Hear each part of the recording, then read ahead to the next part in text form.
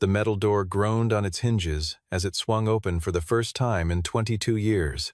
Daylight cut into the darkness like a blade, and the dust that had settled over everything stirred slowly, rising in pale columns that drifted through the beam of light like smoke. The shape beneath the canvas tarp was unmistakable, low-slung, wide-shouldered, with curves that no amount of time could make ordinary. A BMW M1 prototype, 1979.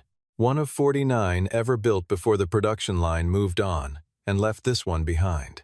Dominic Walsh stood at the threshold, his calloused hands hanging at his sides, and he did not move for a long moment. He knew this car. He knew every bolt, every seam, every particular silence of its neglected engine, because 22 years ago he had been the last man alive to touch it. Behind him, Giselle Hartwell stood with her arms crossed, and one corner of her mouth lifted in a way that was not quite a smile.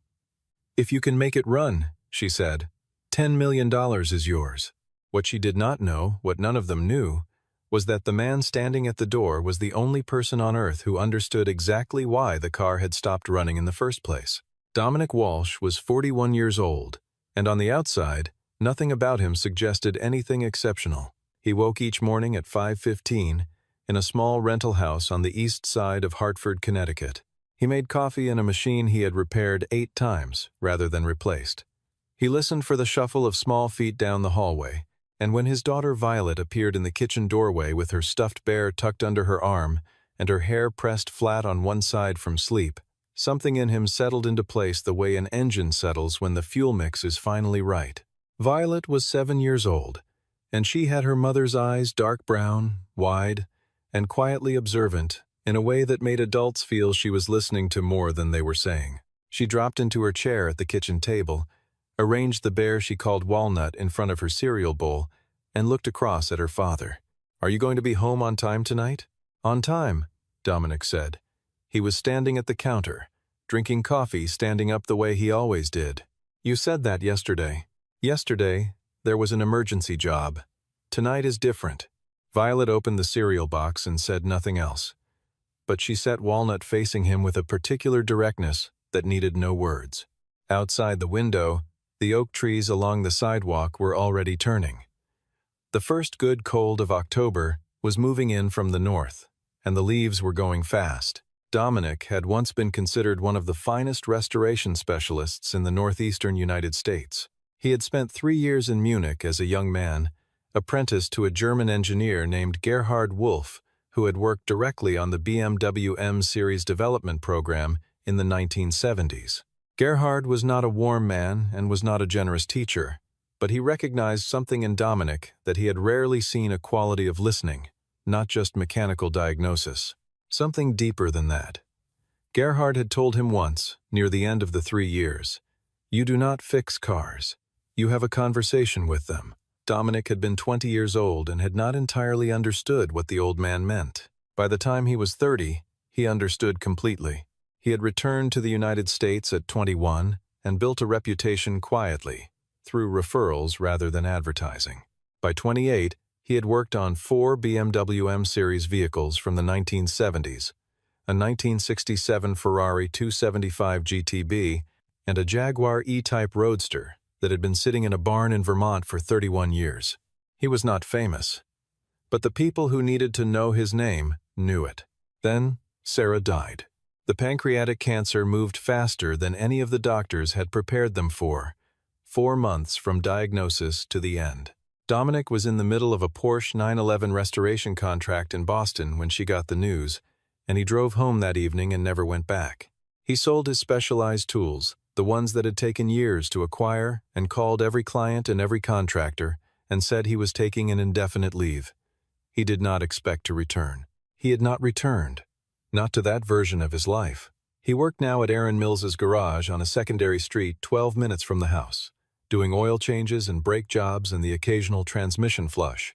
Aaron was a fair man and did not demand more than the work required, which suited Dominic fine. The salary covered rent, Violet's school fees, and occasionally a new box of wax crayons when the old ones wore down to nothing. Every night after Violet was asleep, Dominic sat in the small workshop space behind the house, not large enough to be a proper garage, barely large enough for a workbench and a stool, and opened the old notebook he kept in the locked drawer.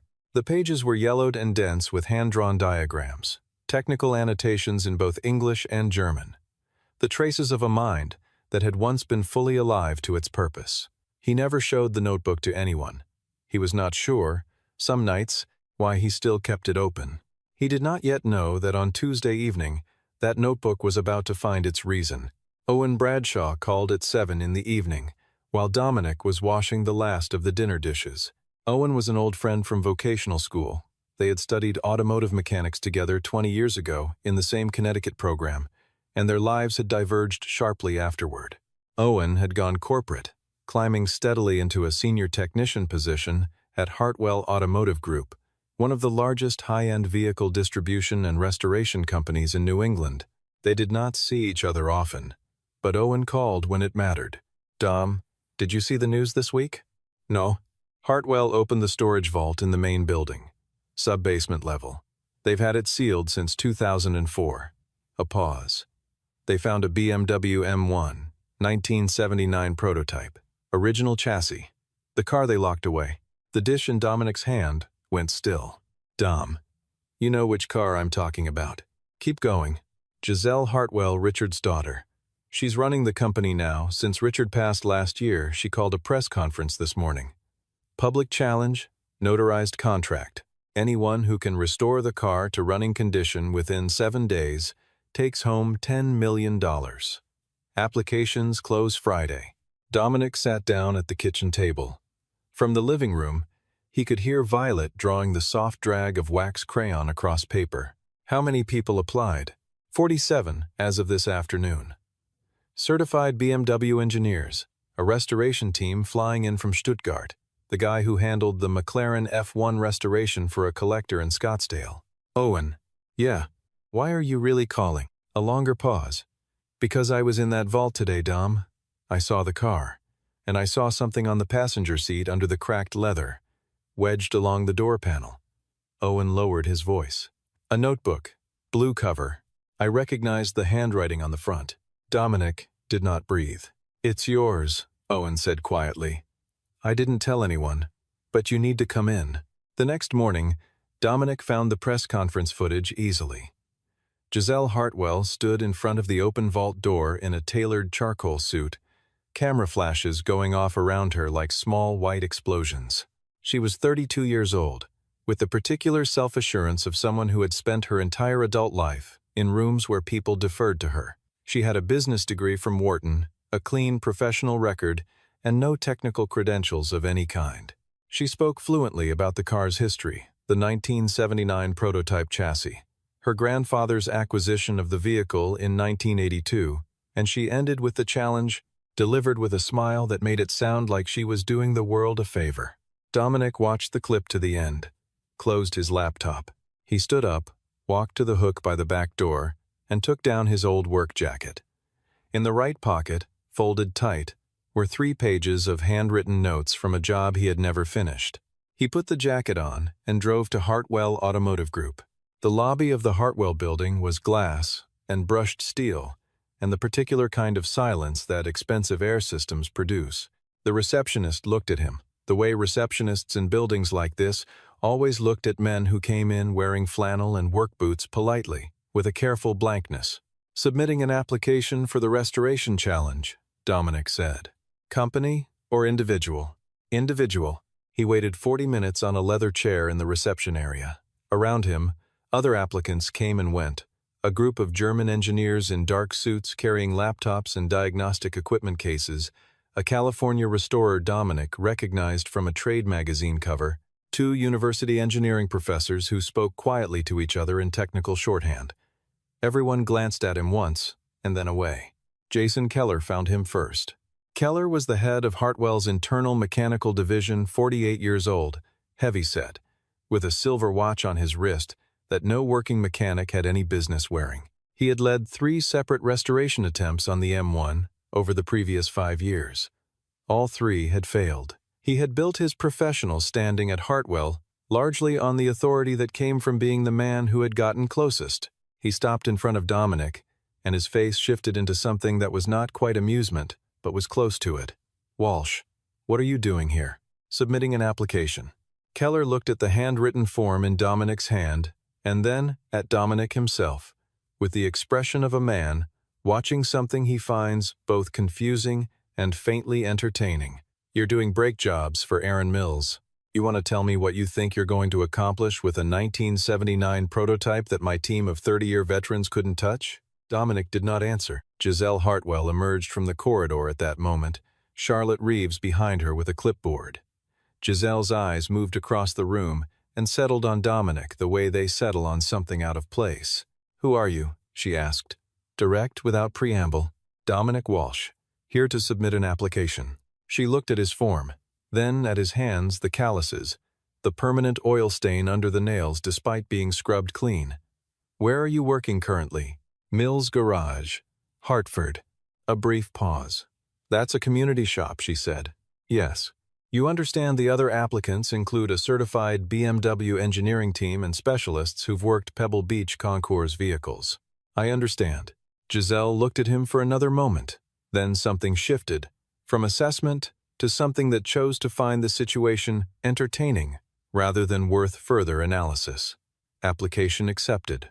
Walsh." She moved past him without breaking stride. "Good luck." Keller clapped a hand on his shoulder as Giselle disappeared around the corner. "Don't waste your week," he said, almost kindly. "That car has been dead for 20 years. Dominic picked up his stamped application form and slipped it into his jacket pocket. "It isn't dead," he said quietly. "It's been sleeping."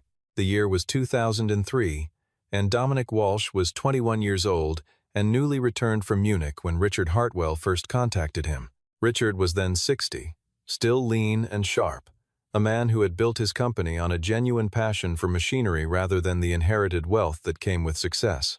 He had in his possession a BMW M1 prototype chassis, number 4301079, one of 49 hand-built vehicles produced by the Bar Coachworks in Stuttgart, before the production version went to the official manufacturing line.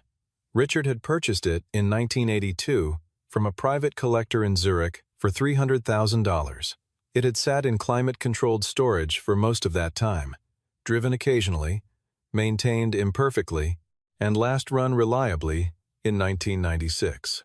Dominic was hired on a 6-month diagnostic and restoration contract. He moved his tools into the Hartwell vault and spent the next 6 weeks learning the car the way Gerhard had taught him completely, patiently, without assumptions. He read every piece of original documentation he could locate. He corresponded with a retired bar engineer in Stuttgart who remembered the prototype program. He took the car apart component by component, cataloging each piece in the blue-covered notebook he carried everywhere. He found the problems, not 1, 3, layered on top of each other like geological strata. The primary fault was in the Kugelfischer mechanical fuel injection system, a buildup of metallic sediment in the pressure control chamber, the result of an alloy composition BMW had used experimentally in the 1979 prototype run and quietly abandoned afterward because it degraded over time in exactly this way. Every specialist who had examined the car before him had focused on the fuel pump itself. The pump was fine. The pressure chamber was the problem. It was the kind of fault that only revealed itself to someone who understood the difference between what a part was rated to do and what a part was actually doing. The second fault was in the original Bosch ignition control board moisture. Infiltration over decades had degraded the logic circuit in a way that required reprogramming rather than replacement, because the replacement components had not been manufactured since 1993. Swapping in a substitute board would address nothing because the fault was in the logic architecture, not the hardware condition. The third fault was the most obscure and the most consequential, to overlook a microfracture in the engine mount structure, invisible to the naked eye, the result of a manufacturing stress point in that specific prototype chassis that BMW had never publicly documented.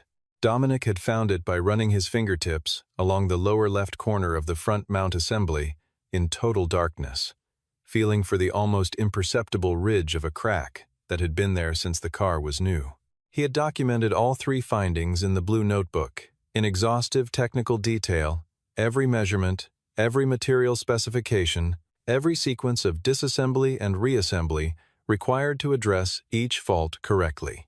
It was the most thorough piece of diagnostic writing he had ever done, driven by a feeling he could not fully articulate at 21, but understood completely at 41, that some work deserves to be recorded as if it matters. Because it does. Then Richard Hartwell had a stroke. The interim management, Richard's eldest son, in place until Giselle came of age to inherit, decided to freeze all non-revenue projects immediately. Dominic's contract was terminated by phone call on a Thursday afternoon. He was told the vault was sealed, and he would not be permitted to return to retrieve personal effects. He received 60% of his contracted fee. No explanation, no notice procedure, no exception. The blue notebook was still in the car. That was 22 years ago. The Friday morning work allocation gave Dominic the 6 to noon slot each day for the contest period, with optional extension to 8 in the evening for the first 2 days. He dropped Violet at the neighbor's house. Eleanor Marsh, 68, retired schoolteacher, the only person in his life outside of Owen whom he trusted completely with his daughter. Violet stopped at the door and looked back at him. "Is it the car?" she asked. Dominic considered the question with the seriousness it deserved. "Possibly," he said.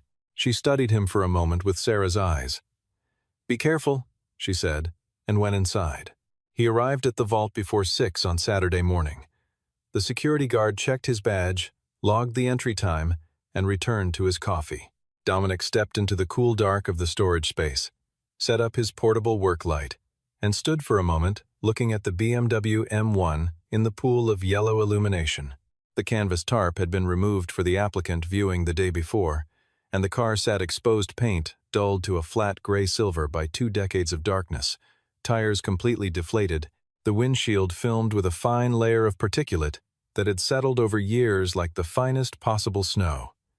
But the shape remained everything Gerhard had said it was, low and wide, with the Giugiaro Bodyworks characteristic wedge profile, the distinctive side air intakes, the glass that angled forward in a way that made the car look perpetually in motion, even standing still.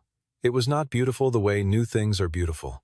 It was beautiful the way old true things are beautiful, the kind of beauty that has been tested by time and not diminished by it. Dominic went to the passenger door. The hinge was dry. He lifted and pulled simultaneously to avoid stressing the pin and reached in beneath the cracked leather of the seat bolster. His fingers closed around the blue notebook. He pulled it out. Dust fell from the cover in a thin cascade. He opened to the first page. BMW M1 Prototype Chassis 4301079. Preliminary Diagnosis. Walsh, D. November 2003. His own handwriting, 22 years younger, looked back at him from the page. He set the notebook down on the workbench, opened to the diagnostic section, and began. The first and second days were entirely disassembly and verification. No repairs, no replacements. He was checking every finding in the notebook against the current state of the car, accounting for additional deterioration over time. The 3 primary faults were exactly as he had recorded them. There were secondary issues that had developed in the intervening years. Dried rubber seals throughout the fuel system, minor oxidation on several electrical connections in the engine bay, a fuel tank that had gone completely dry and would need internal cleaning before use. He cataloged everything onto fresh paper, placed parts orders through Owen from a specialized BMW classic supplier in Pennsylvania and a vintage components dealer in Nuremberg, and planned his work sequence for the days ahead.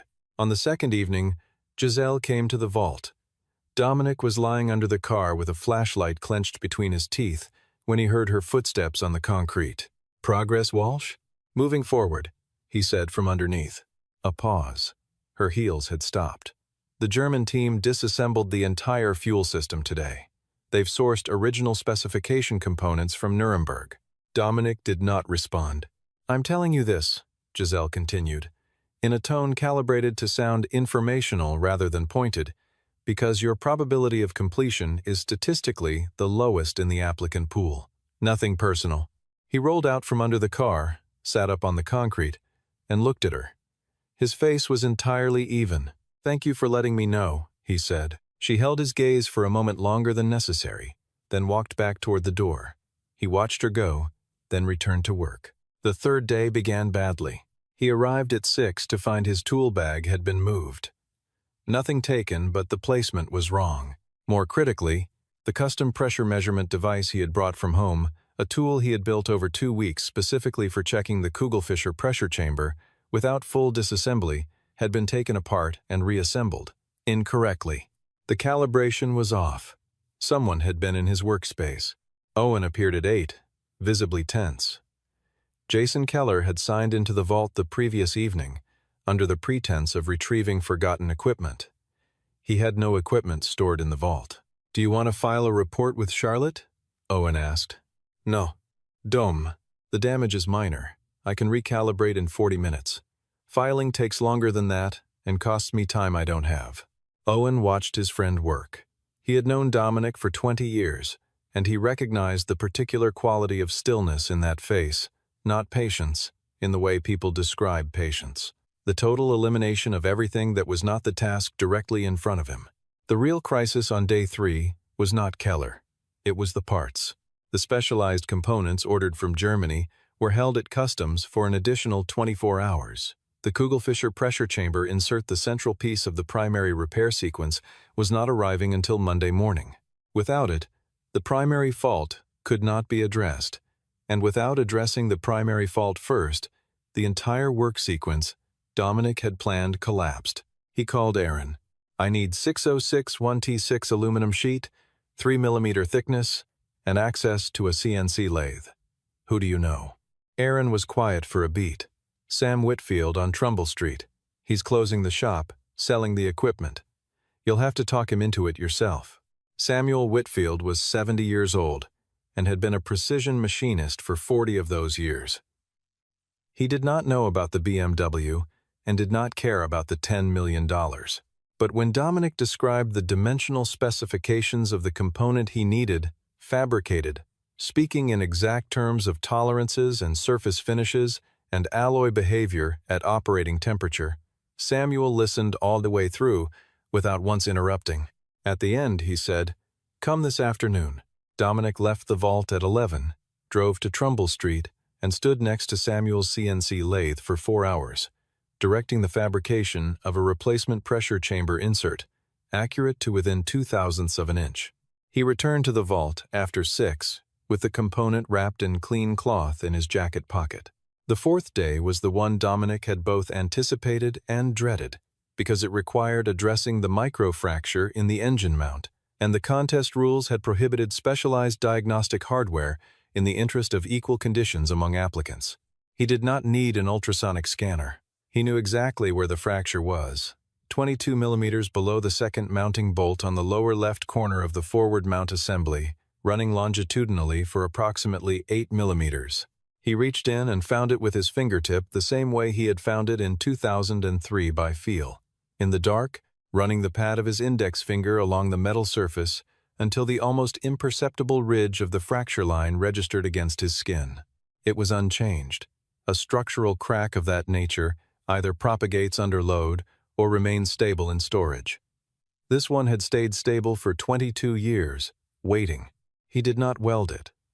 Welding would introduce heat stress to the surrounding alloy in a way that compounded the original problem.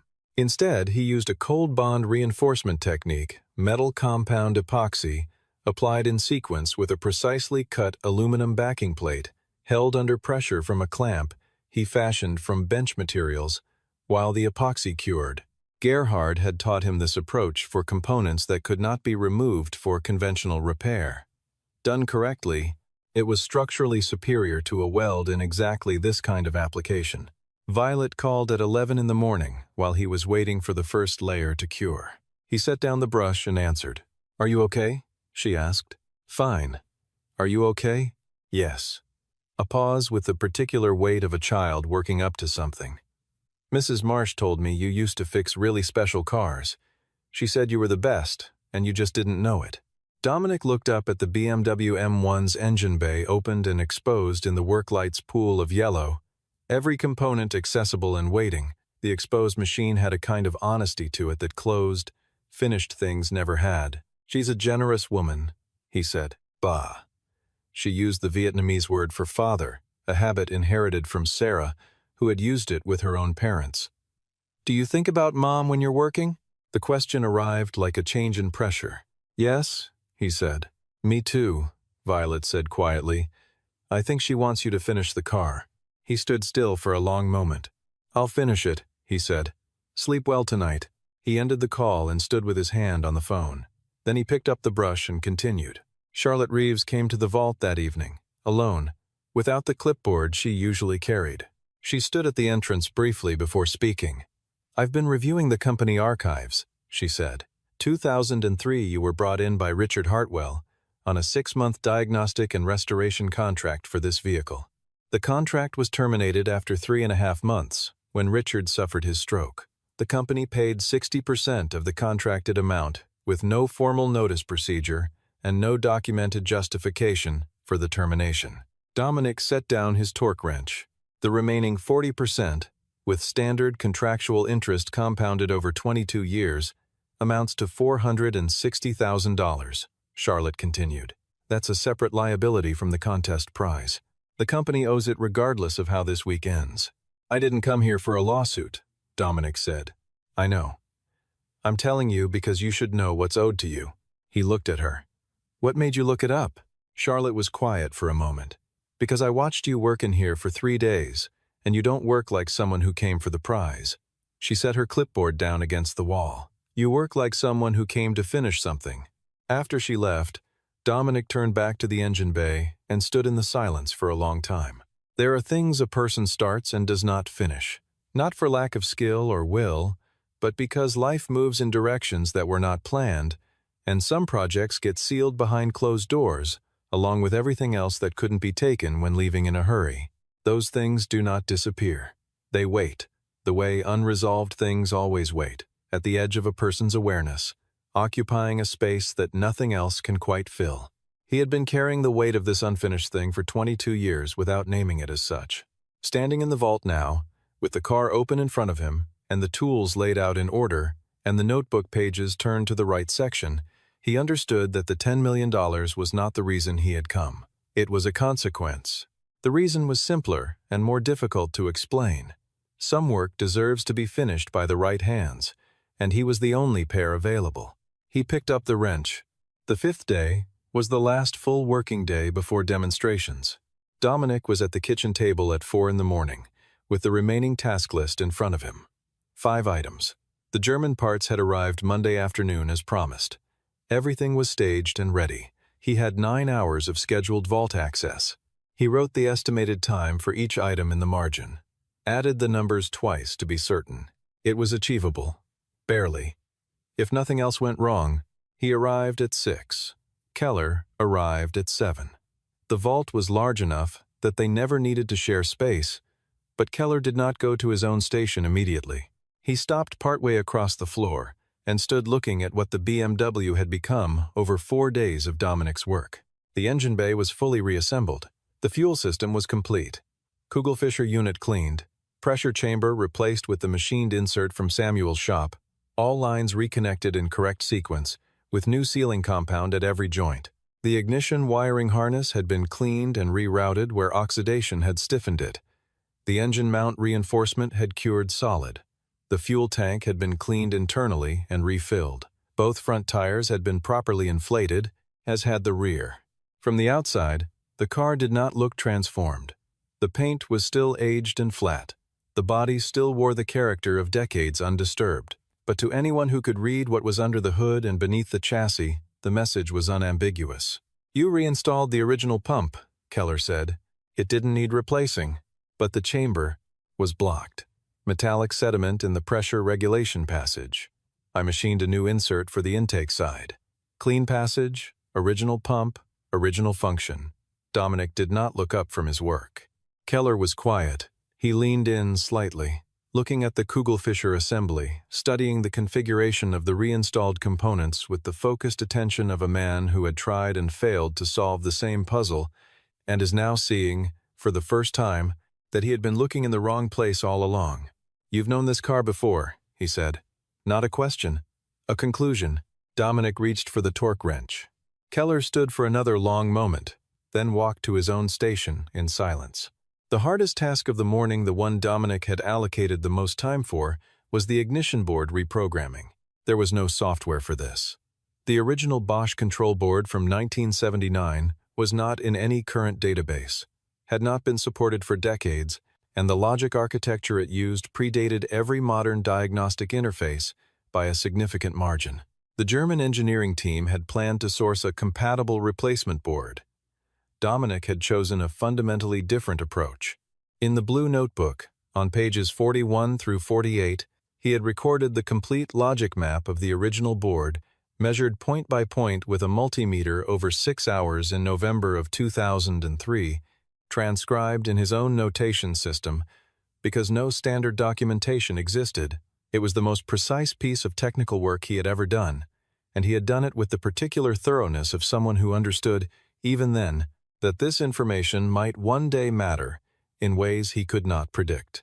He opened the notebook to page 41. The reprogramming took 2 hours and 18 minutes. One incorrect reading, one transposed connection, and the sequence would fail, with no time remaining to diagnose and correct it. He worked in complete silence. No music, no checking the clock, just the board, the notebook, and his hands moving through the steps in the exact order he had written them 22 years ago by the light of a work lamp in a sealed vault. At 4:13 in the afternoon, he reconnected the board to the main circuit and applied power. The dashboard warning indicators came on in sequence 1, 2, 3, each illuminating in the correct order according to the original system startup logic. Then, one by one, they went dark. System nominal. Dominic set down his testing lead and sat completely still for a moment. Owen arrived at 5. He stood at the edge of the work area, looking at the reassembled engine, the clean bay, the orderly routing of reconnected wiring. He did not speak immediately. "Dom," he said finally, "you actually did it." "Not yet," Dominic said. "One step left." Owen looked at him. "What step?" Dominic met his eyes, starting it. Violet called at 6 that evening. "Are you almost done?" "Almost. Are you going to win?" Dominic looked at the BMW M1 standing under the work light. The paint was still aged. The body was still what time had made it. But inside he knew with the certainty that only comes from having put every component back with his own hands, in the right order, for the right reasons. Everything was ready. "I don't know," he said honestly. "I did everything I could do." A brief pause on her end. "That's enough then," Violet said. "Mrs. Marsh always says that's enough." He smiled, the first genuine one, in 5 days. "I'll be home before 8, he said. "Set Walnut at my place for dinner." The demonstration was scheduled for 10 in the morning on Friday. The vault's large roll door had been opened to the loading bay area outside, where the concrete apron gave enough clearance for vehicles to be brought out and assessed by the judging panel. Giselle Hartwell stood with the 5-member panel: Charlotte, 2 company legal representatives, an independent mechanical adjudicator hired specifically for the occasion, and a videographer retained to document the proceedings in full. The morning proceeded through the other applicants in scheduled order. The German engineering team had requested a 3-day extension to complete their parts sourcing. The request had been denied per the original contest terms. They withdrew. The California specialist managed to start his vehicle. The engine caught and ran, rough and uneven, for 17 seconds before an irregular combustion noise prompted him to cut power. A second attempt produced no response. He withdrew. 3 remaining applicants did not reach the demonstration threshold. Their vehicles either failed to start or triggered protective shutdown within the first few seconds of running. Jason Keller went forth. He had worked with a 2-person team for all 7 days, and his preparation had been extensive. The BMW he had been working on started the engine, caught and ran, rough but sustained, for 42 seconds before the thermal management warning system cut power and held. The panel noted the time in their records. Keller stood with his hands in his pockets and stared at the ground. Dominic was last. He rolled the M1 out to the apron. By hand, contest protocol required all vehicles to be pushed to the demonstration area to prevent safety issues in enclosed storage. Sunlight reached the car for the first time in 22 years. In direct light, the aged paint had a particular quality, flat and honest, carrying its history without apology. The low profile of the Giugiaro body, the angled windshield, the long, clean line of the sill, None of it had diminished. Time had not reduced the car. It had given it a different kind of presence, the presence of something that had survived without compromise. Giselle stepped forward to look at the engine bay, which Dominic had opened before rolling the car out. She stood looking at the assembly for a moment in silence. Then her eyes moved to the passenger seat, where the blue notebook lay open to the diagnostic pages. Charlotte, standing a step behind, followed her gaze and then looked at Dominic. "Walsh," Giselle said quietly. "That notebook, mine," Dominic said. "I left it in the car in 2003.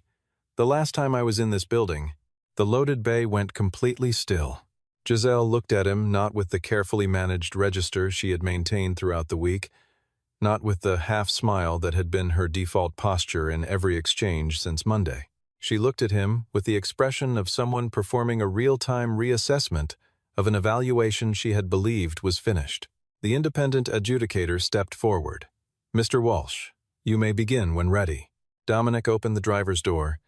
The hinge moved smoothly. He had lubricated every hinge on the car on day 2. He lowered himself into the seat and adjusted the backrest and sat for a moment in the narrow cockpit. The smell was 22 years of leather and dust and old rubber, with something underneath that was purely mechanical, the specific mineral presence of a precision engine that had not yet run but was ready to. It was a smell he recognized from Munich, from every dark workshop where something important waited for the right moment. He checked the gauges, positioned his hands on the wheel. He exhaled, slowly and evenly. He turned the key. For the first 10 seconds, there was only the turning of the starter motor, the mechanical effort of a system waking from a very long stillness, pistons beginning to move, the Kugelfischer pump building pressure in the fuel lines for the first time in over 2 decades. The sound was deliberate and patient, the sound of something very old reminding itself what it knew how to do. Then the engine caught. It did not sputter, it did not labor. It came up from silence to a deep, even idle in the space of 2 seconds, a sound that was, in the precise way Gerhard had described it 40 years ago, more like music than machinery. A low, sustained, perfectly measured note from a 4-liter straight 6 that had been waiting 22 years for someone to give it the correct reason to run. No one in the loading bay moved. The temperature gauge climbed from cold through warm and settled at the correct operating range, with a steadiness that suggested nothing in the system was struggling. No warning lights on the panel, no combustion irregularities in the engine note, no protective shutdown. 1 minute, 2 minutes, 3 minutes. Dominic switched off the engine, opened the door, and stepped out. He stood beside the car in the October sunlight and said nothing. Giselle Hartwell was looking at him. For the first time all week, she had nothing to organize on her face. The conference room on the 14th floor was quiet that afternoon. Charlotte placed the contract on the table, $10 million, notarized, consistent in every detail with the public terms Giselle had announced at the start of the week. Dominic looked at the document for a moment. The number resolved into specific shapes, a real home for Violet, one with a yard and a room with morning light. Violet in any school she chose. A proper workshop with the specialized tools he had sold 4 years ago, and the ones he had never yet been able to buy. He set down the pen without signing. "I want to ask you something directly," he said. Giselle waited. "Do you know why the car was sealed for 22 years? She was quiet. Not because the damage was irreparable, not because no qualified person existed. The Interim Management Board decided in 2004 that restoring a one-of-a-kind prototype with no standard production application was not worth the investment. He looked at her steadily. A prototype chassis like this one original, matching numbers, with documented development provenance at current international auction values, it was worth between $8 and $10 million before I touched it. Running and certified, it's worth considerably more than that. You didn't announce this challenge because you genuinely believed no one could complete it. You announced it because you believed no one could complete it within 7 days without an unlimited budget and direct factory support. The room held still. Giselle did not look away from him. "You're correct," she said. "That was my reasoning." And now, she let out a slow breath, the first genuinely unguarded thing he had seen from her in a week. "And now, I owe you $10 million. Dominic picked up the pen and signed. After the contract was complete, Charlotte set a second folder on the table. The outstanding balance from your 2003 contract, with standard interest applied over 22 years, totals $460,000. The company will issue a separate settlement payment. Dominic looked at her. You didn't have to do that.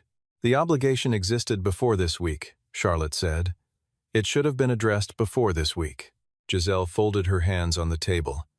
I also want to say what I told you in the lobby on Thursday, about your probability of success being the lowest in the applicant pool. I was dismissive in a way that wasn't warranted. A pause. I apologize. Dominic was quiet for a moment. You didn't know what you didn't know, he said. That's different from bad faith. He left the Hartwell building at 4 and drove directly to Eleanor Marsh's house. Violet came running out before he reached the porch, walnut under her arm and blue crayon still on her cheek from whatever she had been working on. She stopped when she saw his face and tilted her head slightly. Done, she asked. Done. Did the car run? He crouched down to her level. Yes, he said. The car ran. She put both arms around his neck and held on for a moment. Walnut pressed between them, and Dominic closed his eyes. He thought about Sarah, about the last clear afternoon in the hospital when she had held his hand and told him not to abandon the work, permanently give it up for Violet. Yes, for as long as Violet needed it, but not forever. He thought about the blue notebook and the 6 hours he had spent in a cold vault in November, mapping an ignition board point by hand, because something in him had understood, even at 21, that precision is a form of respect. He thought about Gerhard Wolf's voice saying you have a conversation with it, and how the conversation with this particular machine had taken 22 years to conclude. He stood up, took Violet's hand, and walked to the car. He spent the first 3 days of the following week finishing 2 jobs at Aaron's garage that had been waiting since before any of this began. On the last day, Aaron shook his hand and held it for a moment without saying much. That was the right amount. Owen called that evening with a development. The German engineering team had reached out to Hartwell about a research collaboration. They had specifically asked about the Bosch board reprogramming method and believed the approach could potentially be applied to at least 9 other unrestorable BMW classics held in private collections across Europe. Dominic said he would think about it. Giselle called Saturday afternoon from her personal number. I want to offer you a long-term consulting arrangement with the group.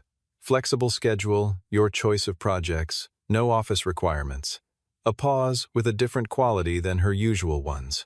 I also want you to know the Stuttgart team asked about your training background. You studied under Gerhard Wolf, 3 years. He's considered one of 4 or 5 people in the world who understood the M-Series development program from the inside. Most specialists in this field have never encountered his name. Most specialists in this field wouldn't have needed to, Dominic said. Send the contract terms through Charlotte. I'll look at them. Walsh. She stopped, then resumed differently. The Stuttgart team asked what you call your restoration methodology. They want to document it for their archive. He looked out the kitchen window. From the living room came the sound of Violet humming to herself, a habit she had inherited from Sarah, who had hummed without ever seeming to notice she was doing it. It doesn't have a name, Dominic said. It's just doing things in the right order. A silence on her end. Then, that might be the most accurate description of genuine expertise I've ever heard. After the call, Dominic sat at the kitchen table for a while, without moving. He had not made many decisions yet about what the money would become.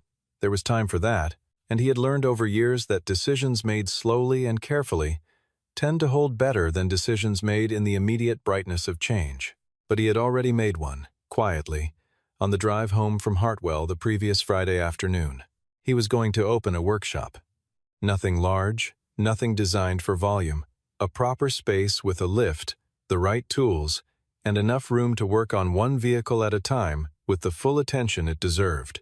He already had a list held in memory, not yet written down, of 7 vehicles he knew existed in private storage across the country.